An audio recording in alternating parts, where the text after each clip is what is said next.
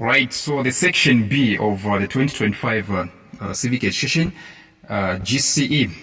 So the first question in section B reads, explain the following concepts in relation to citizenship. Explain the following concepts in relation to citizenship. So what exactly is repatriation? What exactly is repatriation? Well, repatriation simply means going back to your native country or returning to your native country. All right? When you return, when you go back home, that's what you call repatriation. Now, repatriation can happen in two cases. You might be forced to repatriate because probably you have committed a crime or an offense in that country where you went. Okay? Or you might want to come back voluntarily. So I'm trying to say repatriation can happen involuntarily or voluntarily, which means it can be your own will. At the same time, it can be the will of the state, of the country where you were living or staying. Yes, so it simply means going back to your native country, all right? Going back or returning to your native country. B, expatriation. You see the letters, the prefix X, right? X means to go, just like in the Bible. Exodus, in commerce, exports, going out, right? Goods going out, services going out. So expatriation is also included in the system of going out. Expatriation means migrating from your native country so that you can settle in another country. That is expatriation. Okay? You leave your own country, your native country, to settle in another country. It's called expatriation. This is the migrating from your native country to settle in another country. That's expatriation. So in short, expatriation is the opposite of repatriation, because expatriation is going out, repatriation is, coming back. Yes. Okay, see the renunciation. What exactly is renunciation? What exactly is renunciation? I'll give you an example. Take for instance, you want to become a Canadian. Okay, you want to become a citizen of Canada. Okay, I don't know the laws that side, but there are certain laws which dictate that you renounce or you give up. You give up your previous citizenship. Let's say you are a Zambian and you want to become a full and permanent citizen in Canada. So there are certain laws, or let me say there are certain states that require you to give up. They require you to give up your citizenship. That is renunciation. So what I'm trying to say is that renunciation is when a foreigner or an alien is required to give up his or her previous citizenship and take an oath of allegiance of the host country. This is whereby you are required by the state of the country to which you want to become or belong. Okay? They will require you to give up your previous citizenship and take an oath. You have to swear. You have to take an oath of allegiance. All right? You have to show the pride in the country that you are intending to belong to. All right? Yes, and that country is called the host country. All right. What about D, presidential grant? Listen, there are certain people, take for instance, if somebody belongs to an army, let's say he's an African, or let's say he's an American, and then this person is known to be a good soldier, right? There comes a time when a president wants to recruit such a person, all right, because they have heard about their expertise. So the president will do everything within his powers to grant the citizenship to that person. All right. So a presidential grant is simply an executive action or program initiated by a president to provide citizenship or a passage or a pathway to citizenship to certain individuals or groups. There are certain people who are very much important, or there are certain people that are vulnerable, and the president or a president would want to help, or the president would want to recruit them in his country. That's what we call a presidential grant. Let's go to question 2. Question 2 reads, explain the behavioral traits portrayed by youths who abuse drugs. Well, not only youths, because effects of drugs, don't know age, right? So what exactly are the traits of drug abusers? What exactly are the characteristics of drug abusers? Well, there are so many actually. There are so many. Number one, they wear sunglasses. They usually wear sunglasses to do what? To hide or to disguise their appearance. Yes, they wear sunglasses, not for fun, but for what? For hiding or disguising their appearance. They are not proud of their appearance. Number two, they lose appetite. Loss of appetite. They usually lose appetite. Number three, they become thieves. Okay, they are engaged in theft and overborrowing of money. Overborrowing. Okay, they become thieves and they overborrow money. Reason being, they want to abuse drugs, right? The money goes to abusing drugs. There are so many actually. Number four, you can add, they spend more time away from school and home. They spend more time away from. They don't want to be in class. They don't want to be at home. All right? Yes. And not to mention their performance. Their performance at work, declines. Their performance at school declines. That's it. If you are engaged in drug abuse, substance abuse, you know what I'm talking about. Even your performance as a grade 12 learner has declined. Yeah, come on, I go to Jerusalem. And, their personality changes all of a sudden. Right? They have a sudden change in personality. Yes.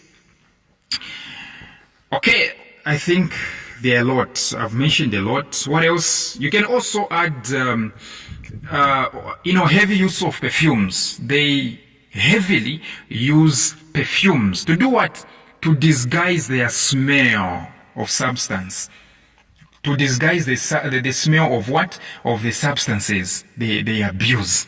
They spray a lot of perfume. Right? You know what I'm talking about, right?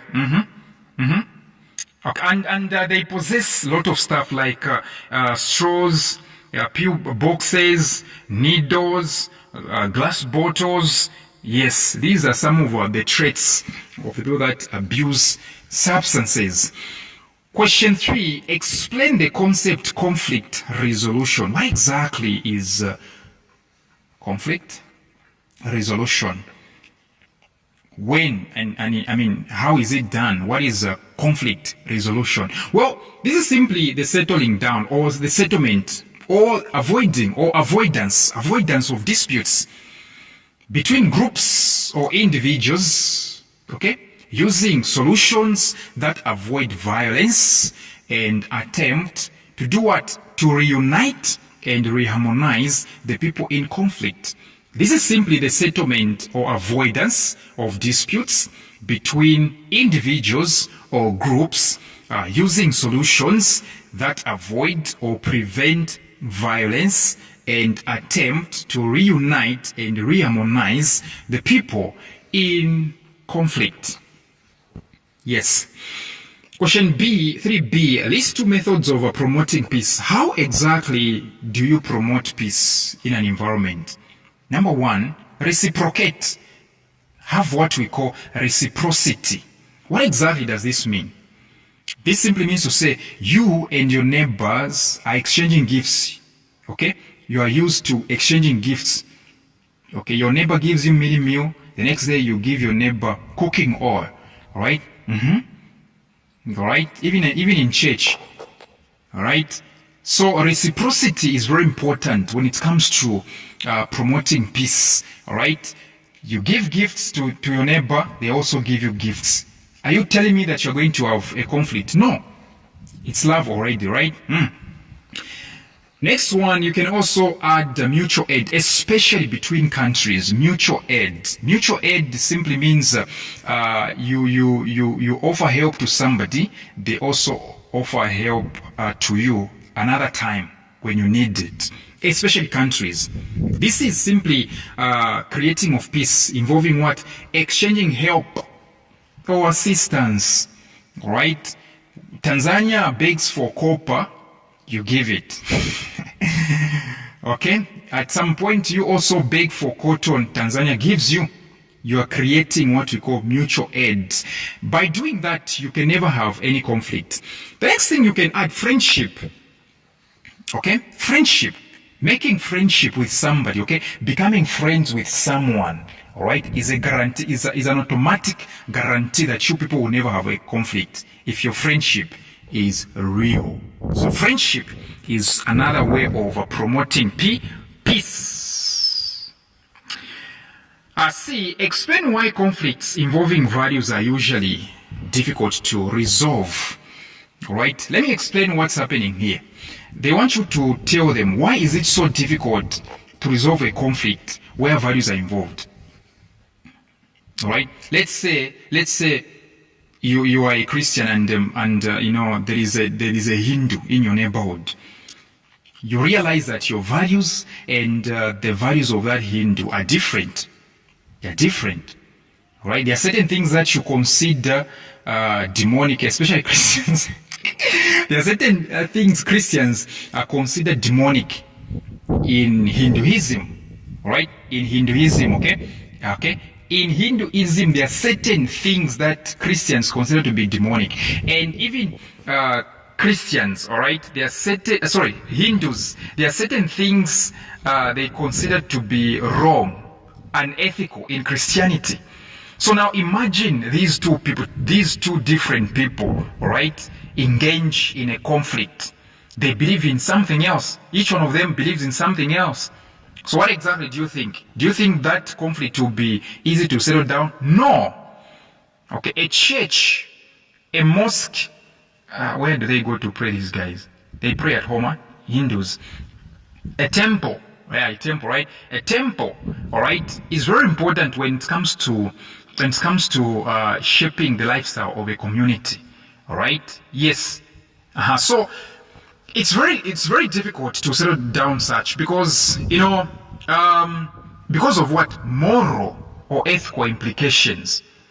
The morals in Hinduism are not the morals in Christianity. So moral or ethical complications. What Hindus consider ethics is not what Christians consider ethics. All right. The second thing is that subjective interpretations. Okay. They have got different interpretations. All right. Hindus have interpreted things their own way. Christians have interpreted things their own way. So you realize that once these two people get into a conflict, it will be something else. It will be something else for real.